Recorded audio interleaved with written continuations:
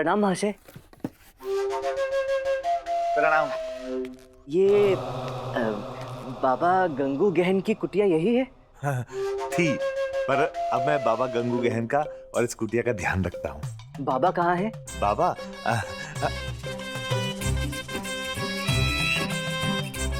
महाशय, वो तो डंडा है, बाबा कहाँ है? बाबा डंडे के नीचे हैं। हैं? 6 माह के लिए समाधि में चले गए हैं। हे ईश्वर, अर्थात 6 माह तक वो छोटू रामा गले की घंटी बनकर रहेगा। नहीं नहीं, ऐसा नर्थ मत कीजिए। बाबा से अनुरोध कीजिए ना कि कुछ समय के लिए बाहर आ जाएं। नहीं नहीं नहीं नहीं, ये संभव ही नहीं है। अच्छा, सुनो, बाबा की कुटिया में आए हो तो कुछ दान दक्षिणा तो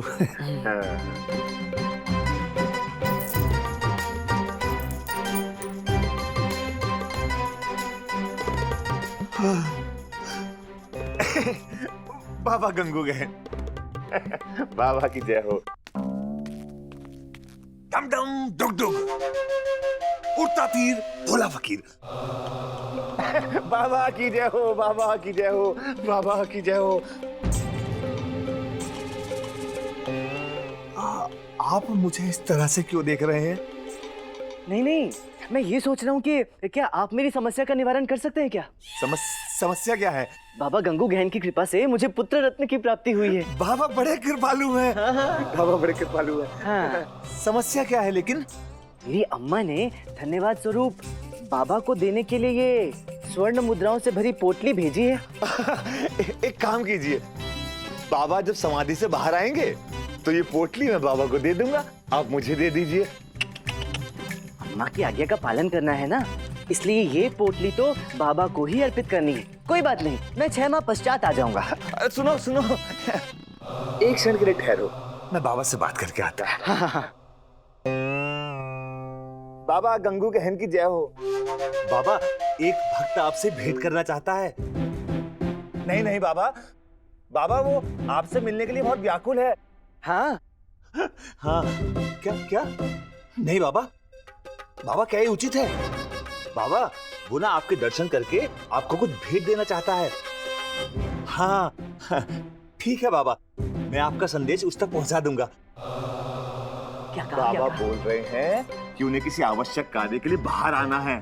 हाँ, तो उन्होंने कहा है कि वो आपसे तब भेंट कर लेंगे। आप 1 पहर के बाद आ जाइए। जी धन्यवाद, आपका बहुत बहुत धन्यवाद। बोलो बाबा गंगू गहन की जय हो, जय हो, जय हो, बाबा गंगू गहन की जय हो। कितनी स्वादिष्ट जलेबियां है। हमें अत्यंत भूख लगी है, हमें और चाहिए खाना। अभी लाते हैं। ये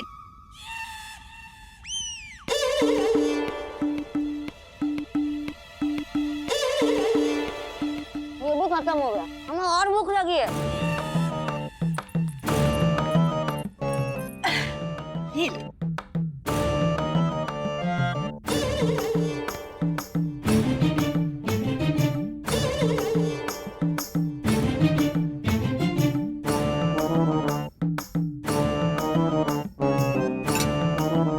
अत्यंत भूख लगी है, और कुछ है? उठा लो। क्या? ये पात्र उठा लो और खा लो, यही शेष है।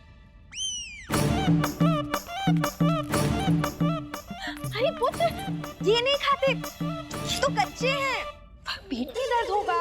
उचित है, इसमें स्वाद भी उत्तम नहीं है। आप रसगुल्ला बना दीजिए। बोलो बाबा गंगू गहन की जय, जय बाबा की जय। डम डम डुग डुग, उड़ता तीर भोला फकीर। पधारिए। आदरणीय अम्मा और पुत्री शारदा कैसी है? आपकी कृपा है बस। मतलब हमारा आशीर्वाद कार्य कर रहा है। जी जी अवश्य। अर्थात वो पुत्र उचित है। हाँ, एकदम तंदुरुस्त और स्वस्थ है। सेवक ने बताया था कि आप कुछ भेंट लेकर आए थे। हाँ, भेंट। हाँ। एक क्षण। हाँ,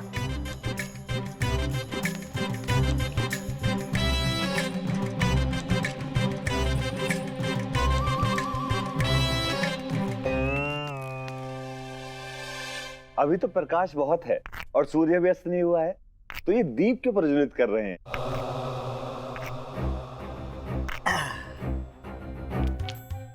आपकी दाढ़ी जलानी है। क्या? नहीं रामाकृष्णा, क्या क्या कह रहे हैं आप ये? वो क्या है कि नकली दाढ़ी अति शीघ्र प्रज्वलित होती है और साथ ही असली केश और त्वचा भी जला देती है। नहीं, आप इस तरह का उपहास नहीं कर सकते। मेरा मुख देखो, तुम्हें लग रहा है मैं उपहास कर रहा हूँ? मैं कदापि उपहास नहीं कर रहा। सत्य बताओ, वो बालक कौन है जो पहले तथाचार्य का और अब मेरा पुत्र होने का ढोंग कर रहा है? मैं नहीं जानता। झूठ! वो तुम्हारा ही संगी है। नहीं है। तुमने दरबार में झूठ क्यों बोला? तथाचार्य ने मुझे स्वर्ण मुद्रा को लालच दे दिया था। मैं तो बहरूपिया हूँ, लोगों को मूर्ख बनाकर ठगता हूँ। मुझे क्षमा कर दीजिए। क्षमा तो तुम्हें तभी मिलेगी जब तुम मेरी सहायता करोगे। अच्छा, और हमें क्या मिलेगा? क्षमा? क्षमा के अतिरिक्त मुझे क्या मिलेगा? तथाचार्य ने मुझे 200 स्वर्ण मुद्रा देने का वचन दिया था, लेकिन कपटी बाद में मुकर गया। हाँ, वो तो है ही ऐसे। लेकिन तुम तो सभ्य हो और संस्कारी हो, तुम बताओ तुम क्या दोगे? और सुनो सुनो, वचन से काम नहीं चलेगा, पहले तुमको दाम देना पड़ेगा, तब काम होगा। मैं तुम्हारी दाढ़ी नहीं जलाऊंगा, इसका वचन नहीं देता हूँ। मेरी सहायता करो, अन्यथा दीपक मेरे हाथ में ही है। धन संपत्ति से मोह माया है, मैं तुम्हारी सहायता करने का वचन देता हूँ। इसे पीछे कर लो। अब सही है। और देखो, यहाँ से भागने का प्रयास मत करना। हाँ। अन्यथा जीवन भर कारावास में डम डम डुग डुग करते रहोगे। हाँ।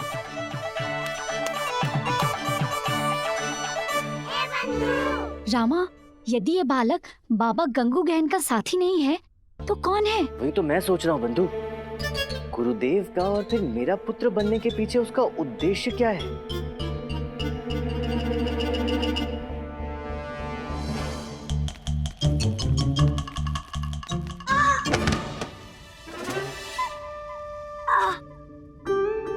अरे तो तू क्या कर रहा है?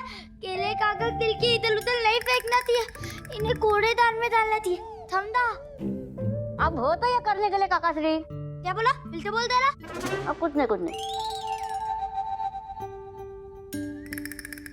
ये भी फेंक देना।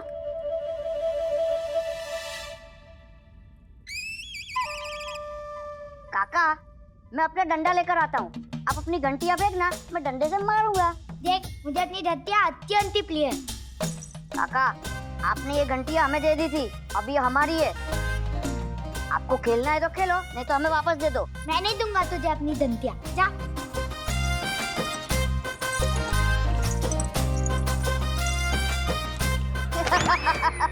काका, मैं डंडा लेकर आता हूँ।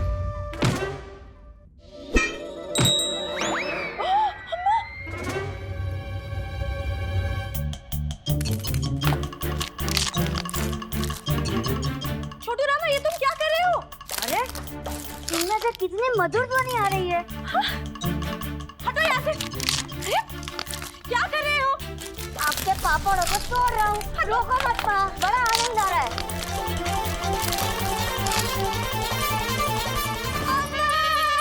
देखो ना, इसकी उदंडता कितनी बढ़ती जा रही है, कितना उदंड हो गया है ये। हाँ, तनिक चंचल तो है। तनिक, इसने पूरा गल छल पर उठा लिया है और आपके तो तनिक चंचल है। अम्मा, हमसे नहीं संभल रहा है, आप ही कुछ कीजिए। रामा का पुत्र है, बिना डंडा खाए कहाँ मानने वाला है। दादी, क्या ढूंढ रही हो? लाठी, ये देखिए, लाठी से तो हमने डंडा बना लिया और ये गुल्ली भी, इससे हम गुल्ली डंडा खेलेंगे। चलो काका श्री, गिल्ली डंडा खेलते। नहीं नहीं, मुझे नहीं खेलना दिले तक कोई भी गिल्ली डंडा। इतने डलपो के बैबी तोले। अम्मा, कुछ करो ना। मैं क्या करूं? इसने तो मेरा डंडा ही काट डाला। हाँ अम्मा, वो सब तो ठीक है, परंतु छोटू रामा बाहर भाग गया, चलो उसे ढूंढते हैं।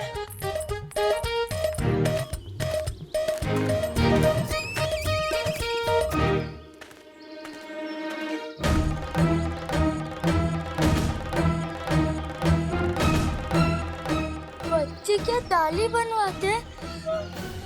ये बत्ता नहीं है, ये बोलूत है, बोलूत। मेरे रामा का पुत्र इतना उदंड नहीं हो सकता। हाँ माँ, लामा तो मेरी हर बात मानता है और लामा का ये पुत्र नहीं हो सकता। इसने तो मेरी दाली दंतिया भी फेंक दी। ए, दक्षिणा तो दो। तुम जानते नहीं हम कौन है? कौन है आप? हम विजयनगर के महाराज कृष्णदेव राय के विशेष सलाहकार पंडित रामकृष्ण के पुत्र है। हमसे दक्षिणा मांगोगे?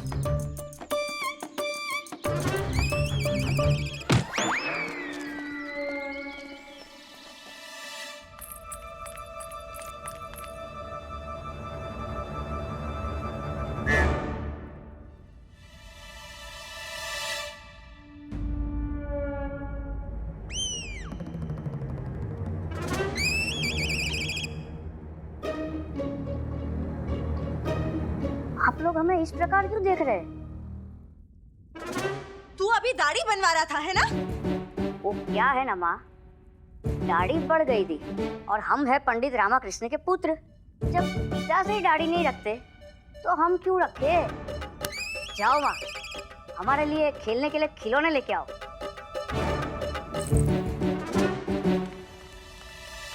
ना उदंड हो गया है तू। तू रुक, मैं अभी बताती हूँ तुझे। दादी अम्मा, आपके पास आपका डंडा तो है नहीं, अब आप हमें पीट नहीं पाओगी। ये लो, हम देते डंडा।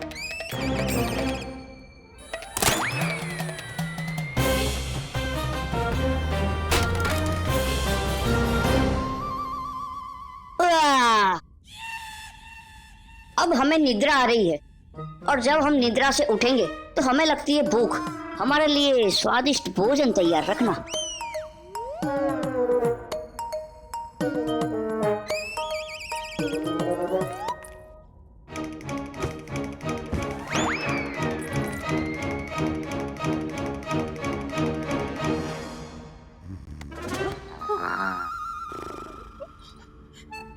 ये ना कैसे निश्चिंत होकर सो रहा है आपके बिस्तर पर।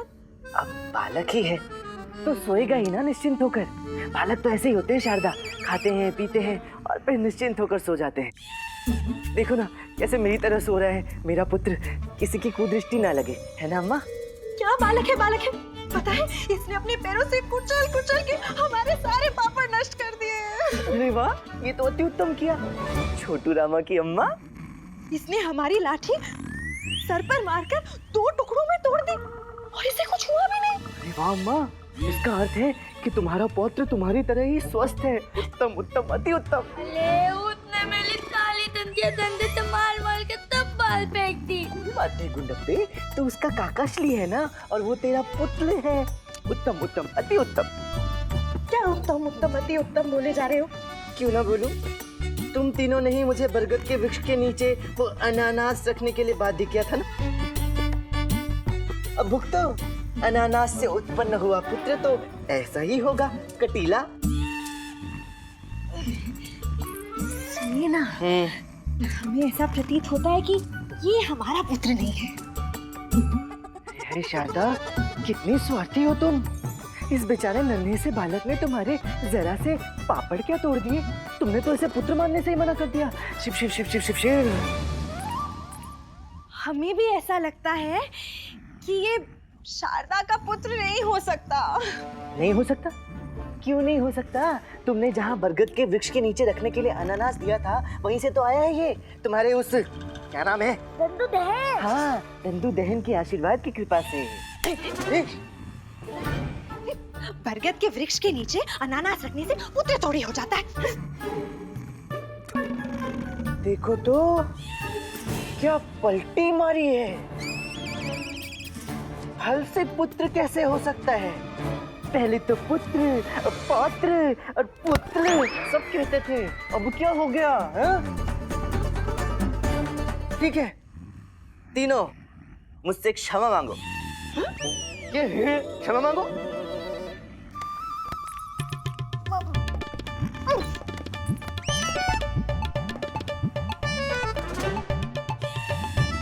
अच्छा, कोई क्षमा नहीं मांग रहा, अर्थात ये मेरा ही पुत्र है। नहीं नहीं नहीं नहीं, अब हम आपसे क्षमा मांगते हैं।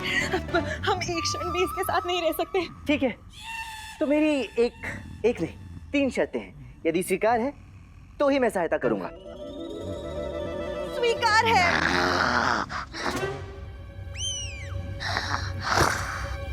उठा लो। क्या उठा लूं? इसे उठा लो और बाहर फेंको। पहले तुम तीनों मेरी शर्तें तो सुन लो। पहली शर्त, अम्मा तुम मुझे अपनी लाठी से कभी नहीं मारोगी। लाठी तो इसने तोड़ दी है, नहीं मानेगी। बहुत अच्छा किया। दूसरी शर्त, शारदा मैं जो भी कहूंगा तुम बिना कुछ कहे चुपचाप मेरी सारी बातें मान लोगी। स्वीकार है। अब तीसरी शर्त, आज के पश्चात इस घर में कोई भी बालक, पुत्र, पौत्र, पुत्र इस घर में नहीं करेगा। हे भगवान, तू क्या चाहता है कि मैं बिना अपने पौत्र का मुख देखे इस दुनिया से चली जाऊं, स्वर्गवासी हो जाऊं? फिर से वही नाटकीयता, वही संवाद। अम्मा तुम नाटकों में अभिनय करना क्यों नहीं शुरू कर देती? चुप रहो। जब इस घर में बच्चा होना होगा तब आ जाएगा, लेकिन तब तक कोई भी बच्चे का नाम लेकर मेरे साथ व्यंग्य नहीं करेगा। अम्मा जब माँ की कृपा होगी तुम्हारे साथ तुम्हारा पौत्र खेलने के लिए आ जाएगा। स्वीकार है।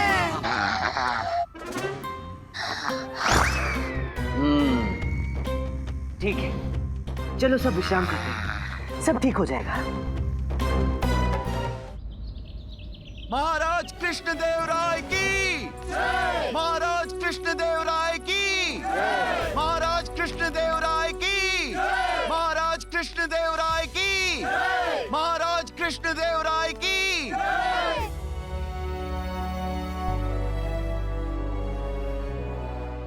पंडित रामकृष्णा, क्या बात है, आज तो आप दरबार में अपने पुत्र को लेकर आए। कितना अद्भुत है ये पिता और पुत्र का प्रेम। एक क्षण के लिए भी अपने पुत्र को अपने आप से पृथक नहीं कर पा रहे आप।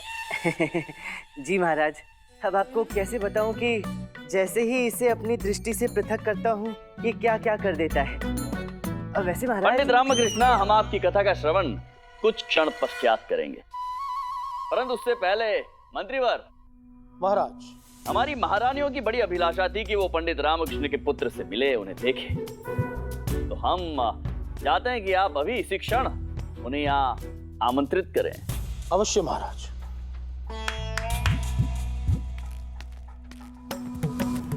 दोनों महारानियों को उपस्थित किया जाए। पंडित रामकृष्ण, आप चतुर एवं बुद्धिमान तो हैं, परंतु आप भाग्यशाली भी हैं।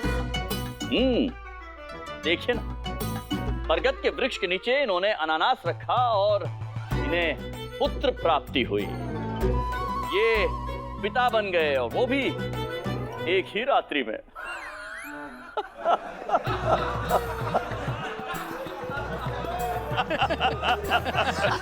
महाराज, ये तो अच्छा हुआ कि पंडित रामकृष्णा ने बरगद के वृक्ष के नीचे अनानास रखा था।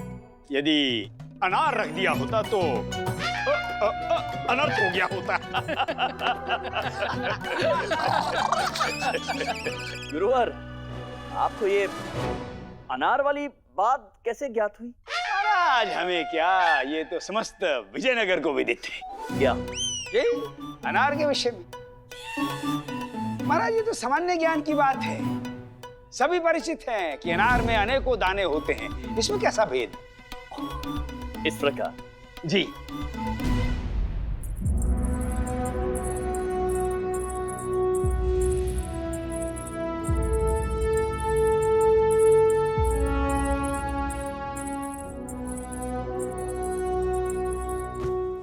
महारानी चिन्ना देवी, महारानी तिरुमलंबा, हमें आज ये अवसर प्राप्त हुआ है कि हम आपका परिचय पंडित रामकृष्ण के अनानास से उत्पन्न हुए पुत्र छोटू रामा से करवाएं। दोनों महारानियों को छोटू रामा का सादर प्रणाम। प्रणाम।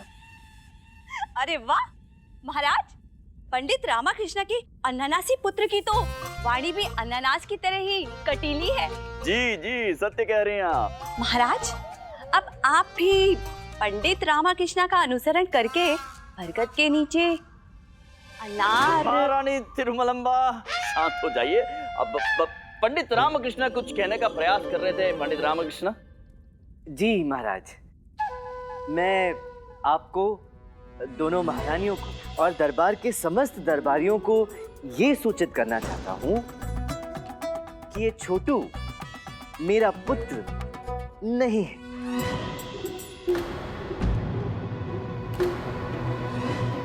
ये क्या कह रहे पिताश्री आप? ऐसा कैसे हो सकता है? पंडित रामकृष्णा, आपने बरगद के वृक्ष के नीचे अनानास रखा, अनानास से बालक उत्पन्न हुआ तो ये आप ही का पुत्र हुआ। इसमें संदेह की आवश्यकता ही नहीं है गुरुवर। और अपने कथन को प्रमाणित करने के लिए महाराज, मैं दरबार में बाबा गंगू गहन को उपस्थित करने की अनुमति चाहता हूँ।